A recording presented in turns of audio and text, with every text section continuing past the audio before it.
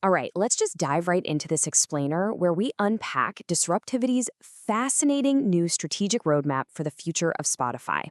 As you're going to see, the streaming giant is at this incredibly unique inflection point right now, and the moves they're making today, well, they're going to completely shape the future of audio as we know it. I am absolutely thrilled to explore this existential question with you because the answer fundamentally redefines the app you probably tapped on your phone just this morning. It's really not just about music anymore. It's about survival and an ecosystem that is rapidly shifting beneath our feet. I mean, think about it. How does a platform built on infinite shelf space handle a sudden, overwhelming flood of synthetic content? So, here is our roadmap for today. Number 1, disrupting the music industry. 2, the low-margin trap. 3, the generative AI threat. 4, the agentic audio concierge. 5, the Spotify Super Bundle. And finally, number 6, the post-streaming era. Starting with Section 1, Disrupting the Music Industry. Before we look ahead, we really got to ground ourselves in how Spotify fundamentally changed the game in the first place. Founded in Stockholm, Sweden back in 2006 by Daniel Ek and Martin Lorentzen, Spotify built this brilliant freemium funnel that successfully transitioned an entire generation over to legal audio streaming. The genius of the model was using an ad-supported free tier to acquire and, habituate users, ultimately funneling them into paying premium subscribers. It was a total paradigm shift. Remember the days of giving your family computer a massive virus just to illegally download a single song off LimeWire? Yeah, they fixed that. Tracing their progression over the years, it really builds to a massive, massive milestone in 2024, where they finally achieved structural profitability with 1.14 billion euros in net income. From their European public launch in 2008 to the super vital introduction of the Discover Weekly algorithm in 2015, which really cemented their competitive moat in personalization, it all paved the way to finally turning that massive profit in 2024. And to put their current global dominance into perspective, 761 million monthly active users. That includes 293 million premium subscribers. To break that down, that means roughly 1 in every 10 human beings on Earth is using Spotify. They hold over a 31% global market share, so they are, without question, the world's most popular audio streaming subscription service. Moving to Section 2, the low-margin trap. But beneath all that massive scale, there is a hidden structural problem. Despite having hundreds of millions of users, the fundamental economics of pure music streaming are remarkably difficult. Here's the staggering reality.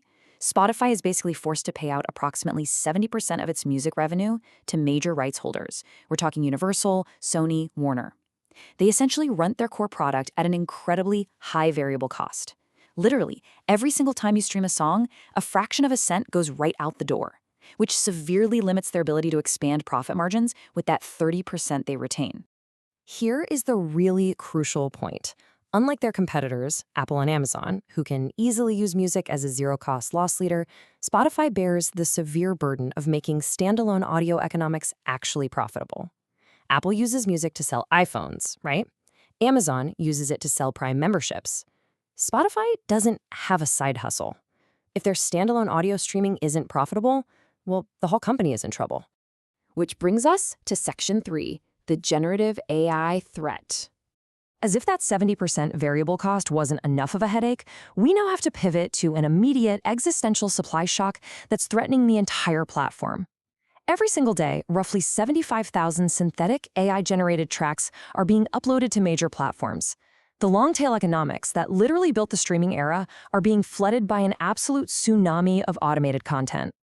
Get this, that means an astonishing 40% of all new daily releases are AI-generated. This threatens to completely break Spotify's discovery algorithms and dilute the human royalty pool. Because think about it, if algorithms like Discover Weekly start feeding you low-quality synthetic spam, the user experience degrades instantly. And worse, under a traditional pro-rata royalty payout system, these automated content farms could siphon millions of dollars straight away from verified human creators. And the Disruptivity report really highlights a critical pivot here. This whole crisis forces Spotify to evolve from a neutral catalog host into an active authenticator of human-made music, just to protect its core ecosystem. They can't just be a passive library anymore. They have to become the high-trust arbiter of audio quality, ensuring that verified human creators remain at the very center of the platform. Section 4. The agentic audio concierge. So how on earth do they escape these dual threats of low margins and AI flooding?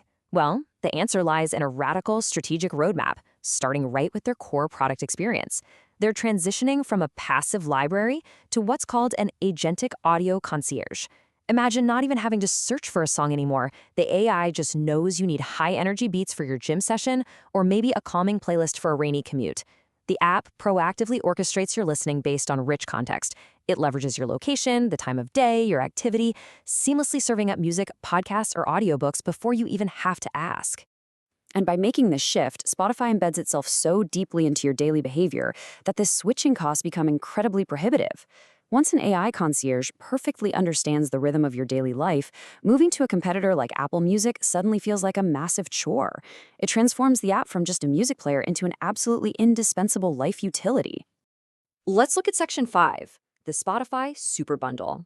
This next strategic pillar reveals exactly how Spotify plans to finally solve its low-margin music problem, and it's by completely redefining what you are actually paying for. They are aggressively shifting from being just a music distributor into an audio membership utility. They're leveraging multi-format lock-in to basically dilute the bargaining power of the major record labels. By combining 100 million music tracks with 7 million podcasts and a massive catalog of 700,000 audiobooks all into one frictionless interface, they're moving away from just counting music streams.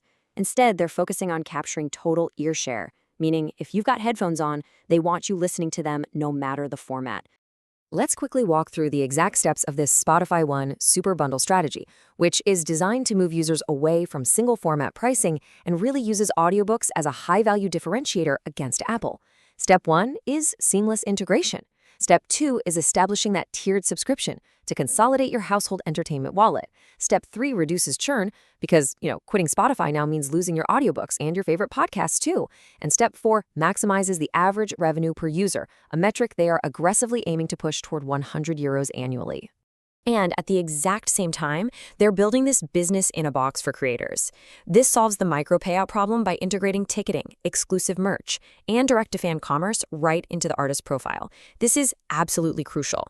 To keep the best artists on the platform, Spotify has to provide them with the tools to actually make a living, capturing that high-spending superfan economy that currently leaks out to other platforms. Finally, Section 6, the post-streaming era. This brings us to a radical new mission as they march toward 2030 and their incredible goal of 1 billion active users, the realization of the converged audio commerce marketplace. They are no longer just a place to discover music. They are aiming to be the operating system where discovery instantly translates into secure, verified transactions. There's this really powerful quote directly from the Disruptivity report that sums it up perfectly, highlighting their ambition to bridge discovery and transaction in a secure, global audio economy. It says, Spotify will define the post-streaming era as the singular operating environment where audio creators secure their independence through integrated fan-to-creator commerce. This is a complete departure from simply being a digital record store. It is a full-blown, holistic creator ecosystem. So I'm going to leave you with a final, provocative thought to chew on as AI and direct commerce fundamentally reshape the tools we use to listen, learn, and connect.